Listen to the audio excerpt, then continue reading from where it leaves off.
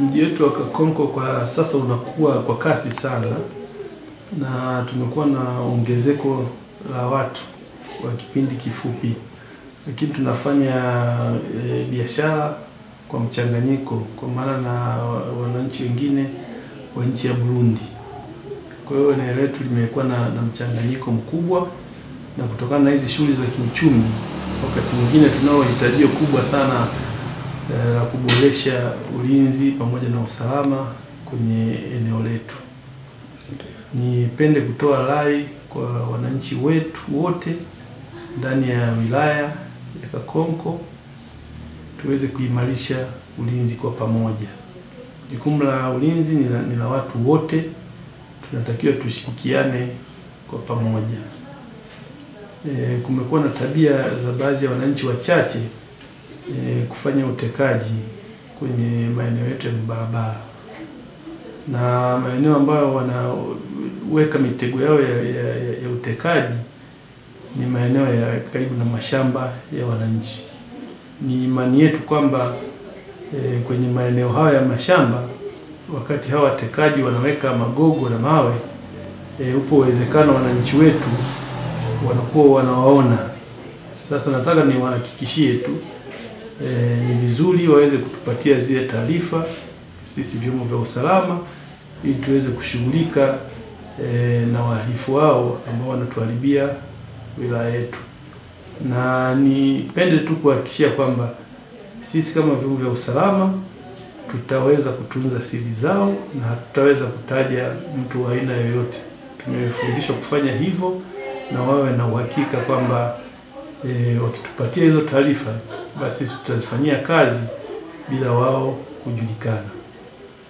Na kama kunakuwa na mapokezi wananchi kutoka nchi za jirani au mwananchi mwingine yoyote katika vitongoji vyetu, basi kuwe na utaratibu ambao vijiji vijiwekee kwa ajili ya kuwatambua wale ambao kwa elimu hiyo inawafikia wale waliopo serikali ya vijiji, sasa vitongoji au semina hizo huwa wanakutana nazo kwa ajili ya kuja kuelimisha hawa raia wanaowaongoza, lakini hatujaona wanatufikia viongozi hao kutoa elimu hiyo. Sasa wewe kama mwananchi, wewe unadhani kwa ujumla ni nini kifanyike ili elimu iweze kuwafikia watu wote? Na je, athari zake ni zipi?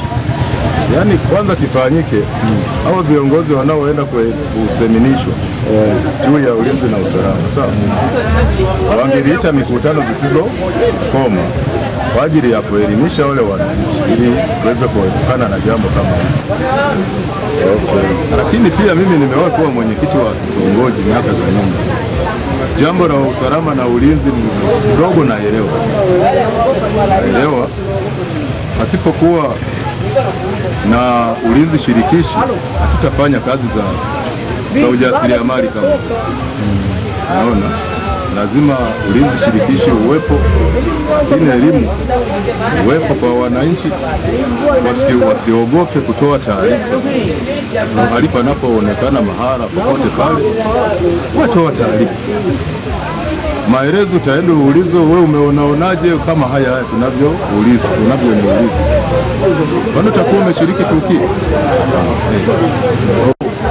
Na kutoa watu ujinga namna ya kuripoti hizo taarifa, kwa sababu anapoumizwa mtu, anapotekwa mtu, madhara makubwa yanatokea, tofauti na madhara yanapotokea kwenye swala la kijinga labda la kugusha mtu.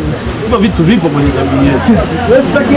Kwa hiyo mimi ninachokishauri ni kile, labda kutoa elimu ni hiyo. Kikao cha maendeleo ya kata, elimu inaanzia chini huko, sababu swala la ulinzi inaanza kwa nani? Inaanza kwangu, kwenye nyumba yangu, jirani. Kiunganika tunakuwa jamii kiunganika, tunashakuwa wengi, ndio ulinzi. Kwa time ya kumuita polisi ni baadaye sana, lakini ulinzi unaanza na sisi. Kwa kututoa ujinga ni lazima shule iwepo. Shule inakuwepoje? Inakuwa kwa viongozi wetu. Viongozi wetu wanapoweka vikao, lazima kwenye mada zao waiweke hiyo mada, waichomekee katikati, watu hawatoe woga. Lingine ni uoga. uoga unaweza kuchangia. Kwa namna gani? Kwa sababu hatujajengewa urafiki wa sisi na majeshi yetu.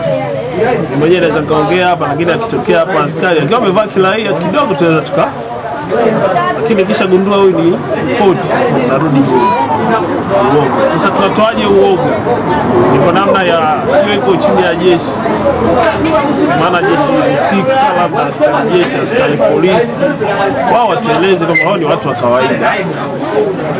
Tunaweza tukawa familia, mambo kama ili taarifa ziwepo, lakini lazima wasiposema huwezi kupata taarifa. Hakuambii mtu yoyote, utaenda pale atakwambia sasa lazima niwe mwoga kutokana na nini? Nikikwambia nimeenda msituni tafuta kuni, kuna mtu amenyonga, ndeni mkamuone, upelelezi unaanzia kwa sasa, nitatoa taarifa. Sio la shida hapo. Kwa lazima uje unipe maelekezo namna ya kutoa taarifa husika, kama ni polisi au kama ni mtendaji nimpenye taarifa ili mimi. Mshasikia watu wanatoa taarifa huko wanasema hide my ID. Mshasikia zile shida, huo ni uoga. Ungeamua kulopoka kuna lokaji, kweli taarifa ni sahihi. Au ndio ile wanasema anatoa umbea hajatubu, yaani sio lazima, lakini kashatoa. Sasa ndio unatoa taarifa umetumwa na nani, hajatubu, lakini kumbe kwa moyo. Kwa hiyo uoga umetawala, uoga ukichangia na ujinga umetawala. Hizo zote za kwa sababu za kutoa taarifa rasmi ya usiku. Cha mwisho niseme nini? Maybe hizo nikiongeza sana naweza kutoka nje. Sawa, basi bwana, nashukuru. Kiutekaji ambayo hayana utaratibu kwa wastani, na vyombo vya dola vimekuwa vikifuatilia kwa nguvu zote. Changamoto inayojitokeza ni ushirikiano wa wananchi na serikali, lakini ni jambo ambalo linatakiwa tu wananchi wajue kwamba bila ushirikiano bado tutaumia sana. Kwa wananchi watoe ushirikiano kwa kutoa taarifa pale wanapoona matukio au watu wa aina ambao hawatambuliki kwa jamii. Ulinzi ndio msingi wa maisha ya mwanadamu yeyote mahali alipo. Na kwa hiyo tunaendelea kumwelekeza mwenyekiti wa kamati ya ulinzi na usalama ambaye ni mkuu wa wilaya ya Kakonko, ambaye ni mtendaji kazi mzuri sana, aendelee kuhimiza vyombo vya usalama visimamie mipaka yetu kwa sababu tuko karibu na mpaka, lakini pia ufuatiliaji uwe wa karibu sana, hasa maeneo yanayohusika na utekaji. Ninachoweza kusema sana ni kuendelea kutoa ushauri kwa wananchi, wanapoona mazingira yanakuwa katika hali ya hatarishi watoe taarifa. Swala la biashara bado tunaendelea na mzunguko wa kawaida, sio mbaya sana, sio mzuri sana. Na biashara zetu tunategemea mpakani. Na mpaka wetu tunapakana na Burundi. Na Burundi kwa wastani ni sehemu ambayo ina vurugu za vita kwa wingi. Kwa hiyo panahitajika ulinzi wa kutosha kabisa, kuangalia mpaka, kuangalia mazingira tata ili tuweze kupata usalama. Lakini wananchi sana ni mtaji mkubwa, kwa sababu ulinzi unaanza na mtu mwenyewe.